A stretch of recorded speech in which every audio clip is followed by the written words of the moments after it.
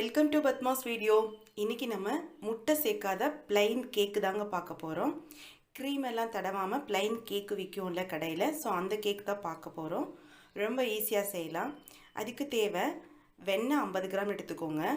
Powder பண்ண sugar வந்து 1/4 cup எடுத்துக்கோங்க. அதாவது நான் மைதா மாவு 250 கிராம் எடுக்க போகிறேன். அது வந்து 1 கப் இருக்குது.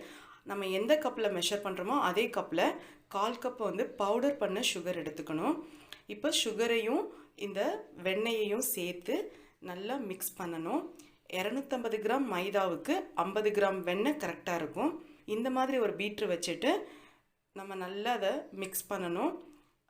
இப்போ அடுத்து மில்க் மெய்ட் எடுக்கணும். கண்டென்ஸ் மில்க்குன்னு சொல்லுவாங்க. அது வந்து 1/2 கப்பு. நம்ம எதில் மைதா மாவு அளக்க போகிறோமோ அந்த கப்பில் 1/2 கப் எடுக்கணும்.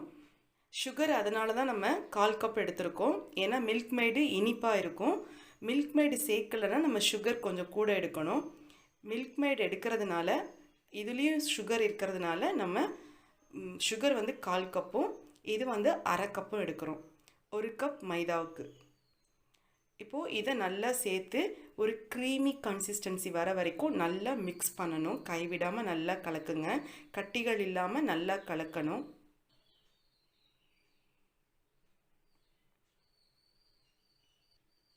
இப்போது இதில் மைதா மாவை நம்ம சளிச்சு சேர்க்கணும். ஏன்னா மைதா மாவில் பேக்கிங் பவுடர், பேக்கிங் சோடா, உப்பு கொஞ்சம் சேர்க்கணும். ஸோ இதெல்லாம் சேர்ந்து நல்லா மிக்ஸ் ஆகணும்னா நீங்கள் சலிக்கணும். அதனால் இந்த மைதா மாவில் 1 spoon baking powder, 1/2 teaspoon baking soda, அப்புறம் சால்ட் வந்து 1 பிஞ்சு. இது 3யும் இந்த மைதா மாவோட ஆட் பண்ணி நல்லா சலிச்சிக்கணும். இப்படி நீங்கள் 3த்தையும் சேர்த்து சலிக்கும் போது தான் பேக்கிங் பவுடர் வந்து எல்லா பக்கமும் கரெக்டான அளவில் மிக்ஸ் ஆகிருக்கும். சலிச்சாச்சு.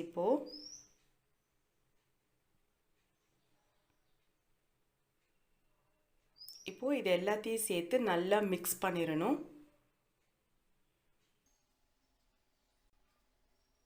இப்போ அடுத்து நம்ம காய்ச்சின பால் வந்து 1/2 கப் எடுக்கணும். காய்ச்சின பாலை ஆற வச்சுருங்க. சூடாக ஊற்ற வேண்டாம். ஆறின பாலை 1/2 கப் எடுத்து சேர்த்துக்கணும்.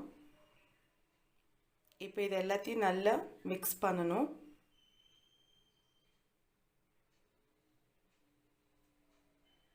சப்போஸ் மைதா மாவு முன்ன பின்ன ஒவ்வொரு மைதா மாவு வந்து ரொம்ப நீர்க்காயிரும். சிலது வந்து இழுக்கும் இந்த பால் வந்து கொஞ்சம் கூட ஊற்றுறதுக்கு.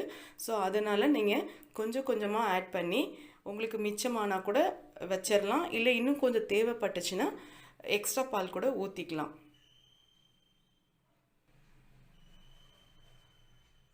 இப்போது இது எல்லாத்தையும் நல்லா மிக்ஸ் பண்ணிடணும்.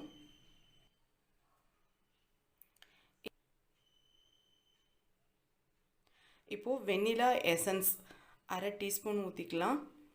வெண்ணிலா எசன்ஸ் வந்து ஒயிட் கலர்லேயும் விற்கும், ப்ரௌன் கலர்லேயும் விற்கும். எது வேணாலும் ஊற்றிக்கலாம்.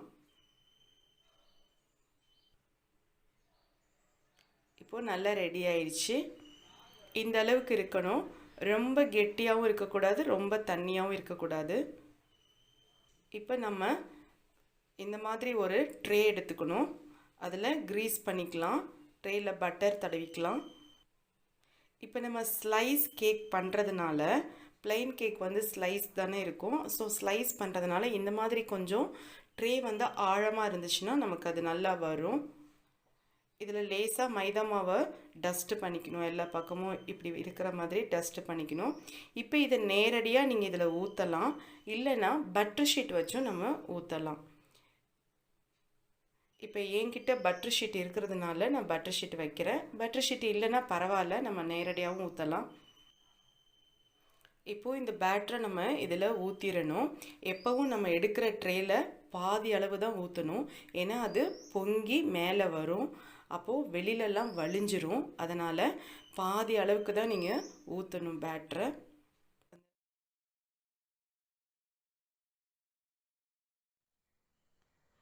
அவனில் வந்து 180 டிகிரியில் 40 மினிட்ஸ் வச்சு எடுத்திருக்கேன்.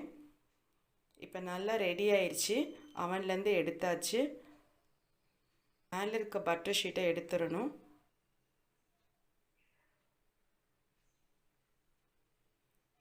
இதை வந்து நம்ம ஸ்லைஸ் போட்டுக்கலாம்.